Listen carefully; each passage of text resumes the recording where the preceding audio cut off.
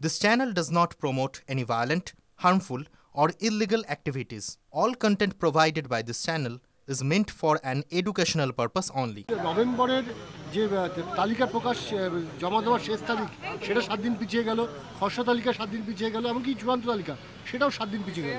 সবটাই কি তৃণমূল প্রথম থেকে যে চাপ তৈরি করেছিল বা তৃণমূল যে লড়াই করছিল তারই ফল বলে মনে করছেন? এগুলো আমাদের জেনারেল সেক্রেটারি অভিষেক বন্দ্যোপাধ্যায় রোজ এসআইআর নিয়ে বলে, সেটা বলবে। আমাদের শুধু একটাই দুঃখ যে অনেকগুলো প্রাণ চলে গেল।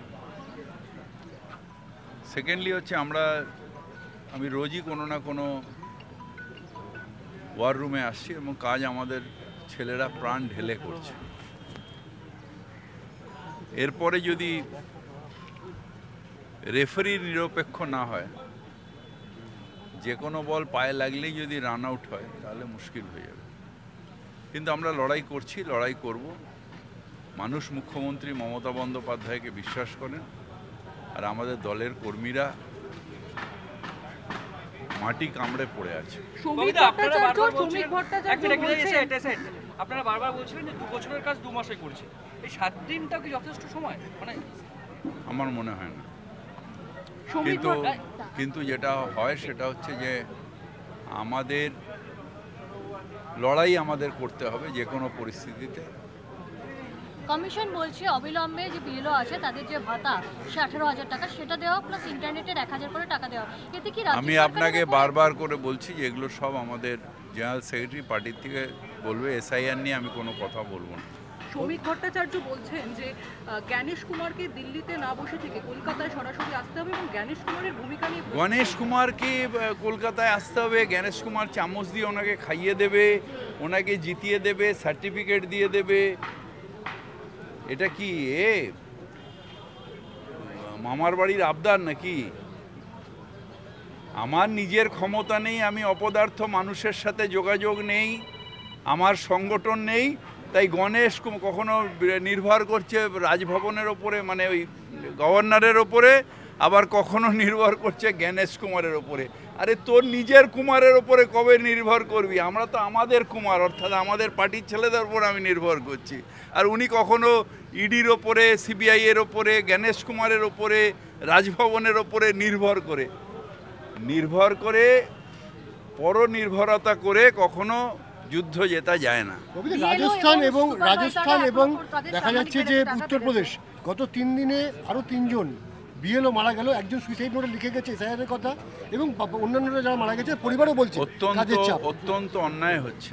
এটা আমাদের দল থেকেও বলে দেওয়া হয়েছে জ্ঞানেশ কুমারজিকে যে এটা অন্যায় হচ্ছে, এতগুলো মানুষের প্রাণ চলে যাচ্ছে। ইলেকশন কমিশনের অমানবিকতার জন্য এটা হচ্ছে, এটা ঠিক হচ্ছে না। আচ্ছা, অভিষেক বন্দ্যোপাধ্যায় কি নন্দীগ্রামে ভোটে দাঁড়াতে পারেন? কারণ আইপ্যাকের যে বাড়তি নজরদারি আপনি এইসব নিয়ে আমাদের প্রশ্ন করবেন না। তাদের ভাতা বেড়েছে, তারপরে এখন অবস্থান বিক্ষোভ কেন চলছে? এখনো কাজে অনীহা কেন? আমি কালকে সরকারি অ্যাপ্লিকেশন করব, চাকরি পাবো, তারপরে বিএলও হব, তারপর তাদের সাথে যোগ দেবো, তারপর আপনাকে উত্তর দেবো। রাজভবনের নাম গতকাল আমরা দেখলাম চেঞ্জ হয়ে লোক ভবন হয়ে গেল। কোথাও কি এর মধ্যে একটা ষড়যন্ত্রের গন্ধ পাচ্ছেন? তার কারণ হচ্ছে 26-এর ভোটের আগে লোক পশ্চিমবঙ্গ ক্ষেত্রে আমি বলছি তো এই পরনির্ভরতা আর এগুলো হচ্ছে নাটক। এসব বেকার পরনির্ভরতা, নাটক। তাহলে কি গভর্নর ওনাদের কি চিফ মিনিস্টারের ক্যান্ডিডেট? এই দলটাকে নিয়ে এরকম যে এখানে এইসব নিয়ে এরা করে রাজনীতি করছে, ওরা এইসব নিয়ে। নওশাদ একটা পোস্ট করেছে যে রাজ্য সরকার ওয়াকফ সম্পত্তি কেড়ে নেওয়ার চক্রান্তে যুক্ত হয়েছে। নওশাদকে বলো আর কত বিজেপির চামচাগিরি করবে। কোথায় যখন লাঞ্ছনা হয় বাংলার মানুষকে, কাল পরশুদিনও মারা হয়েছে উড়িষ্যায়, কোথায় নওশাদ চুপ করে থাকে?